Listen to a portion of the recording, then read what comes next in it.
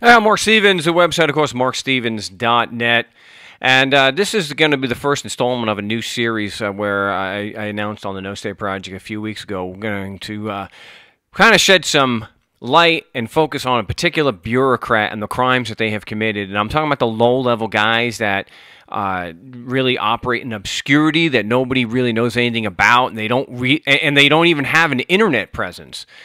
So we want to make sure that not only their crimes reported, but that people can find them and get some information about them, especially if you have friends and family or another victim, somebody else who has been attacked by them. So they can go online and they can see that they're not the only ones, that they have a pattern of abuse. And so for this particular one, I'm not going to post a picture of him on my website directly because we know that these people are petty and can hit me with a copyright violation. So I'm not going to have a picture in the video because I don't want my YouTube channel attacked. But it's going to be embedded in the article. So it's going to be hosted on another site, so it's easy enough just to delete that if there is going to be a problem. But it won't be in the video, so I shouldn't be subject to a false copyright violation there. Plus, I'm just reporting crimes, and if the laws did apply, then it would be fair use because I'm reporting a crime. But hey, we're not going to get any consistency from YouTube. When a prosecutor or a bureaucrat says take it down, they take it down. They don't give a damn about the evidence that you're posting against them. They just take it down, whether it's a real complaint or not. So let's get to it. Now, I want to preface this by saying I don't think Greg Ives is a bad guy. And this is someone we discuss in detail also here in this video regarding what happened to Bill, because this is what's happening. Greg Ives is a hearing officer in New Hampshire. So Gregory Ives. And this is in the manual. I guess that's a work number. And all publicly available information. You can see the website right here. It's all available online. So he is a manager or a hearing officer with the New Hampshire Employment Security Department. And they attacked Bill in New Hampshire there, the Twin Country Mountain store. And we read about, you can hear about a lot more of that here in this particular video. But I just want to focus on Greg. And so, because I don't have a picture of him, what we do is we have a picture of his boss. And this is publicly available also.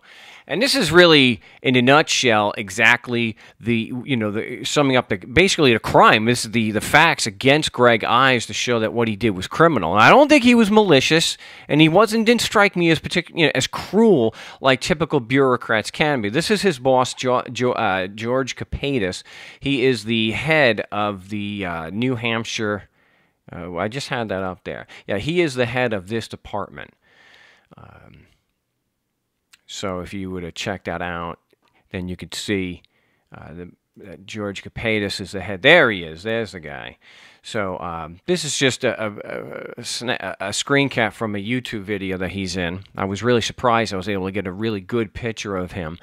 And so hopefully when you do search for George Copadis on YouTube, you will now get this video next, or maybe the top one.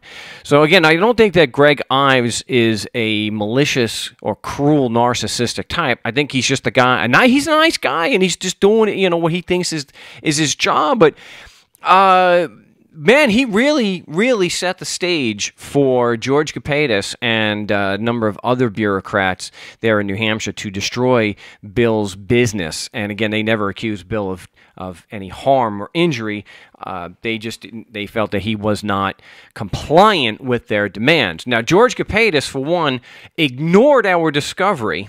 This is another thing about Greg Ives I didn't mention in the article. We were supposedly entitled to discovery. General counsel ordered a new hearing with Greg Ives because they had not given us the discovery, and George Copadis ignored our discovery request, and Greg Ives didn't do anything to get the requested discovery from Mr. Copadis. So Mr. Copadis is just as dishonest and as much of a criminal as Greg Ives. And Maria Dalterio, who is general counsel for the NHES, She, together with Chris Leonis, Chris Leonis, the point man on the boots on the ground, he's like the police officer in this. He admittedly had no evidence of jurisdiction against Bill, and this came out on cross-examination. He admitted this. He admitted it before, and he admitted it during the hearing. And general counsel for George Copadis also admitted to having no evidence in jurisdiction. That basically is it consists of, if you're physically in New Hampshire, then the laws apply, and that gives them jurisdiction, and the RSA would apply and whatnot. They admittedly had no evidence. So now going into this, to get to the real meat of this and the crimes that Greg Ives committed that led to the destruction of a peaceful business, is from the very beginning, he said the applicability of the Constitution and the Code, the RSA, was off the table. That jurisdiction was not within the scope of the administrative appeal process. Okay, that was his ruling, and he maintained that through hours and hours of the hearing, which took place over the course of several days. Now, again, I have the entire hearing on CD, and so if there's any dispute as to the facts of what I am presenting, then I am more than happy to make those CDs publicly available for people to torrent, and I can put them up on another YouTube channel. So, given the fact that his claim was that jurisdiction was completely off the table, I had objected to that and said, you're basically hamstringing yourself, because if jurisdiction, the applicability of the code, is off the table and not within the scope of the administrative process, then you cannot affirm the decision from the NHES, because that is the foundation of their claim. Their claim is Bill is physically New Hampshire and the Constitution and laws apply, and that gives them jurisdiction to require him to do certain things. He didn't care. He fought me on this the entire time. It was well over 10 hours worth of hearing. So he knew what he was doing. It didn't matter. Chris Leonis and all the other witnesses that were called against Bill, every single one of them either was not able to present the evidence of jurisdiction, or, like Chris Leonis, admitted to not having any evidence. Now, this is the same as the police officer admitting he had no evidence to stop you. And they go ahead and they say that the cop is a credible witness and affirm his decision anyway, because that's exactly what Greg Ives did. Even though he said jurisdiction was off the table, he still determined that his team, George Copadis et al., the NHES, he still determined that they had jurisdiction and that the code did apply, even though he ruled every single time that jurisdiction was off the table. And so not only did he deny Bill a fair hearing, but I believe that is criminal obstruction of justice. He committed fraud. He lied that affected Bill's bottom line and put his business he put him out of business. It destroyed his business. So it's definitely fraud because he lied. He may even be guilty of simulation of of an administrative process, because it wasn't a hearing in any sense. Yeah, he made it look like it, but it wasn't. I mean, you could put a dress and a lipstick on a pig, but it's still a pig or a bureaucrat. So he also denied him a fair trial. He denied him effective cross-examination, and he explicitly did what he said he could not do. Jurisdiction's off the table, but still ruled in favor of his boss. That is dishonest. That is criminal. And he had to know that what he was doing was wrong and just didn't care. Again, I still don't think he did it maliciously. I mean, it was a video hearing. I unfortunately don't have the video for that, but I have the audio. But he still didn't strike me as malicious. And you see the pictures, he seems like a nice guy.